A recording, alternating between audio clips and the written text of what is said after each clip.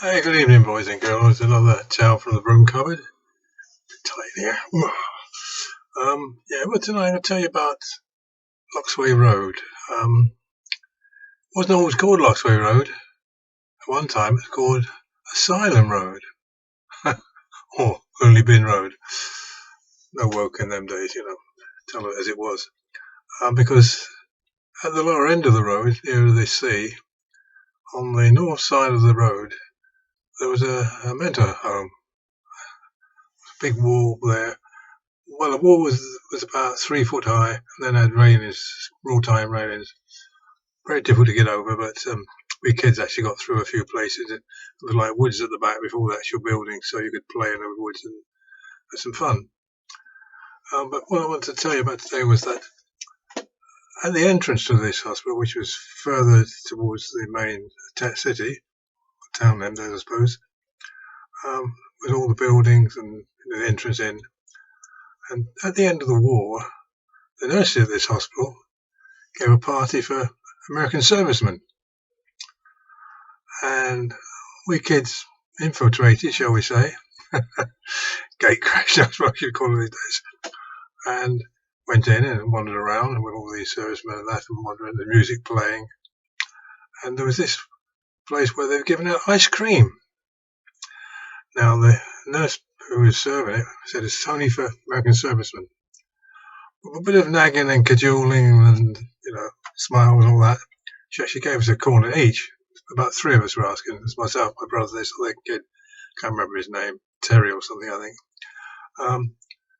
And then a bit later on, we got friendly with this American sailor, and he bought us all ice creams. So we got 2 shots. It was great, yeah. And then I can remember distinctly this American B-17 Flying Fortress bomber flew over at about 150 feet over. Obviously, they'd organised this to happen. It was the only time I've actually ever seen in real life a B-17 bomber flying. I've seen lots of Lancasters flying, etc. And that, I mean, even now there's a flight that's got a Lancaster and Spitfire and Hurricane, so you can still see them. But don't see these American bombers. Not that I really want to, but at that time it seemed thrilling. You're a kid, and planes were the big thing. So that was a good thing. The Mentos went so far down the road towards the sea, then it stopped, and there was a sort of a patch where the field was, which I mentioned about before, where I got burned my feet. Then a bit further on, there was a sanatorium, shut down, not used anymore. But I can remember in the grounds of the sanatorium there was orchards and things. There was one place where they had green gauges. Now, when these are ripe, they're great. So we climbed over this huge great gate. It must have been 10, 15 feet high to get in. Got in, went down, got the green gauges, put them inside the jumpers just to carry them back. Well, there's a guy there who's looking after the place, sort of guard or whatever you call it. He had a bulldog as a sort of standby pet, or what you want to call it. Not so much of a pet as a deterrent to guys like us, well, kids. Anyway, they said, "Wait, what were you doing?" Well, obviously what we were doing, but the bulldog took off after us, and we ran towards this gate. 15 feet it might have been, but I was over it in 3 steps. Over. And as I was running along, I was ditching a few of these green gauges. Ended up with about 12 or so, I think, at the end. I've left about 50 I had. But, so things got to do when the time comes. The thing about the Americans and that, they used to always come into Portsmouth Harbour. Americans, French, British obviously, and at one time, Russians.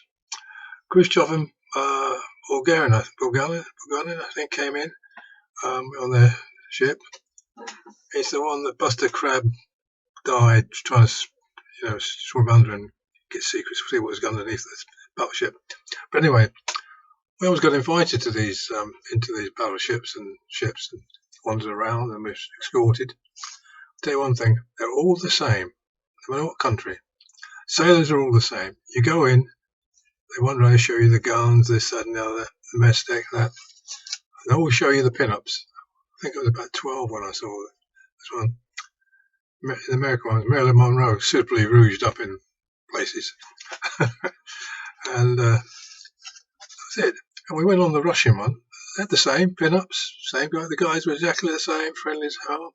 Gave us sweets and young communist medals. I'll tell you a bit more about that later. But one thing I noticed the difference between the Russian ships and the Western ships, shall we call them, French, British, American.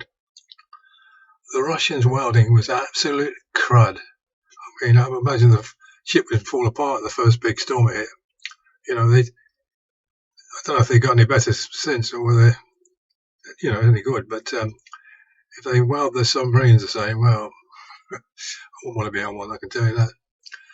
But these medals, young communist medals, we were kids, we collected medals and things like that. We didn't think anything of it. We weren't into politics or anything. The school decided that this was allowed, that we couldn't wear these things. We didn't really have a school uniform, so you could wear anything on really. But I sort of said, hang on, whoa, you can't talk about democracy and then start saying you can't do this and you can't do that. It's just not on. I was hauled up before the headmaster and asked who I'd been talking to and who had persuaded me this. And I said, no, you told us about democracy. You can't do that and then turn around and go against it. It's just not on. I think that was a bit of a troublemaker. Well, maybe I am. But this I'll tell you about that. The reason why it's changed from Asylum Road to Loxway Road, the locals petitioned against it. They didn't like being called the Looney Bin Road, I can tell you. Anyway, I'll let that go for now and take care of yourselves and behave.